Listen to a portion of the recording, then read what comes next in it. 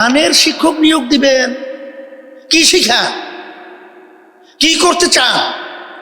এই টাকা তো আমরা কামাই করে ওখানে পাঠাই, আর সেই টাকা নিয়ে আমাদের বাচ্চাদেরকে বেয়াদব বানাবেন, উচ্ছৃঙ্খল বানাবেন, চরিত্রহীন বানাবেন।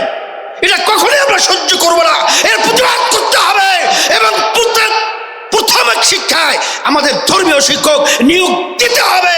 এটা যদি আপনারা ব্যতিক্রম করেন তাহলে যে আজকে গানের শিক্ষক নিয়োগ দেওয়া হবে, আজকে স্কুলগুলো খালি হচ্ছে, আর আজকে বাংলাদেশের মানুষগুলো তাদের সন্তানদেরকে প্রাথমিক স্কুলে তারা পড়ানোর জন্য তারা তৈরি না।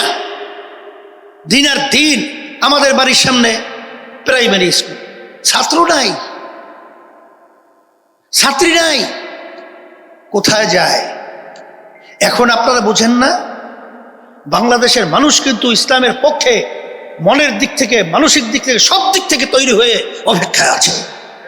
আমরা যারা নেতৃত্ব দিচ্ছি, যদি আজকে আমরা তাদেরকে সঠিক পথে পরিচালনা করতে ব্যর্থ হই, ভবিষ্যৎ প্রজন্ম আমাদের যখন ইতিহাস রচনা করবে, তখন আমাদের ব্যাপারে কলঙ্ক, ধিক্কার জানিয়ে ইতিহাস রচনা করবে। এই জন্য আমরা 53 বছর দেখেছি, বহু সরকারের পরিচালনা আমরা দেখেছি, আমরা মূল্যবোধের সরকার ইসলামের দেখেছি, কিন্তু আসলে তারা শরিয়া আইনে বিশ্বাসী না, এবং তারা ইসলামী পন্থা উত্থান তারা সহ্য করতে পারছে না, এবং তারা কিন্তু বাংলাদেশের ভিতরে মৌলবাদীদের অভয়ারণ এরা তারা সহ্য করতে পারছে না। আজকে আমাদের ভিতরে চিন্তার ব্যবধান থাকতে পারে, কিন্তু আমি পরিষ্কার বলবো, কখনই পরগাছা হয়ে মূল গাছের ভূমিকা পালন করা যায় না। এখন কিন্তু গাছ হওয়ার মতো পরিবেশ তৈরি হয়েছে।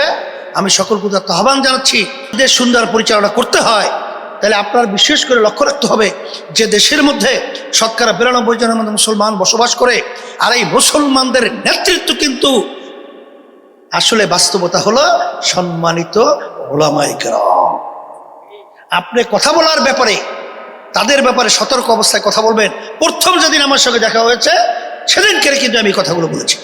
সেই কারকে বলবো যে পরিষ্কারভাবে আমরা বলছি, ধর্মীয় শিক্ষা ছোটবেলায় আমরা যখন পড়ছিলাম তখন হিন্দুদের শিক্ষক ছিল, আবার মুসলমানদের বাচ্চাদেরকে শিক্ষা দেওয়ার জন্য শিক্ষক ছিল, আমরা পড়েছি, আমরা দেখেছি।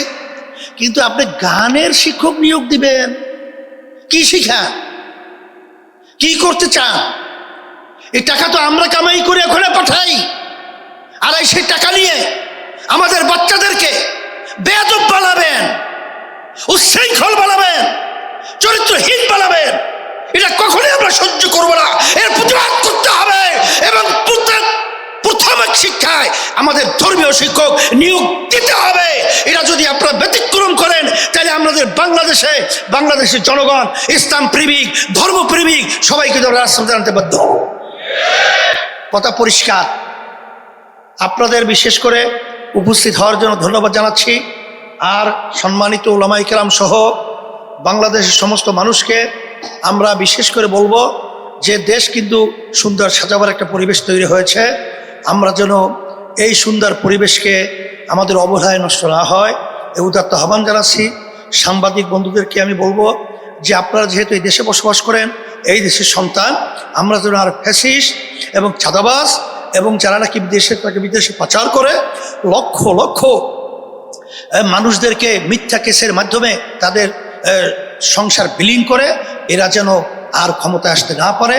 এইভাবে আপনাদের কলম, এইভাবে আপনাদের দায়িত্ব আপনাদের পালন করার জন্য আমি উদাত্ত আহ্বান জানাচ্ছি এবং বিশেষ করে সকলকে ধন্যবাদ জানিয়ে আমার